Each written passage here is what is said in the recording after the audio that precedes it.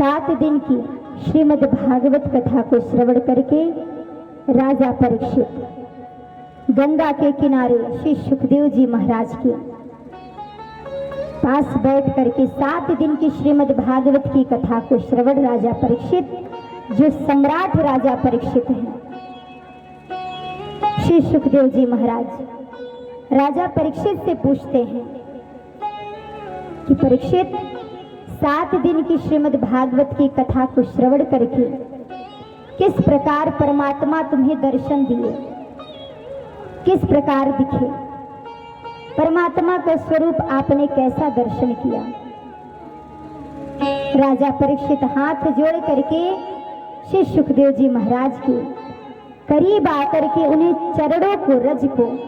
स्पर्श करके उनके चरणों के करीब बैठ करके कहते हैं, महाराज, श्रीमद् भागवत की 7 दिन की कथा को श्रवण करके प्रथम दिन की कथा जब आपने नैमिषारण्य वन की कथा को श्रवण कराया था, उसी कथा को पहले सुन करके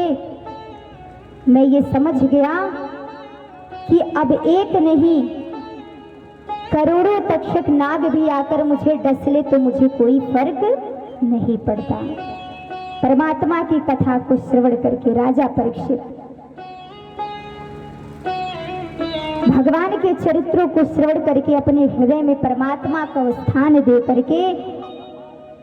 भगवान का दर्शन करते हुए कथा को श्रवण करते हैं। और देखिए, राजा परीक्षित जैसे ही एक फूल को उठाते हैं और भगवान का ध्यान करते हैं,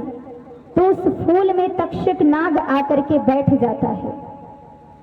और जैसे ही फूल को उठाकर भगवान का ध्यान राजा परीक्षित करते हैं, तक्षक नाग राजा परीक्षित को आकर डस लेता है। राजा परीक्षित के शरीर तो पड़े रह गए, लेकिन राजा परीक्षित को मोक्ष मिला। भगवान नारायण स्वयं अपने धाम राजा परीक्षित को बुलाते हैं, अर्थात श्रीमद् भागवत की 7 दिन की कथा को श्रवण करके कहते हैं कि जो शरीर, जो आत्मा, जो जीव भगवान ब्रह्म में विलीन हो जाए, जो ब्रह्म में समा जाए, उसके जीवन का कल्याण हो जाता है।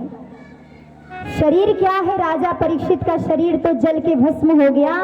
लेकिन प्राण परम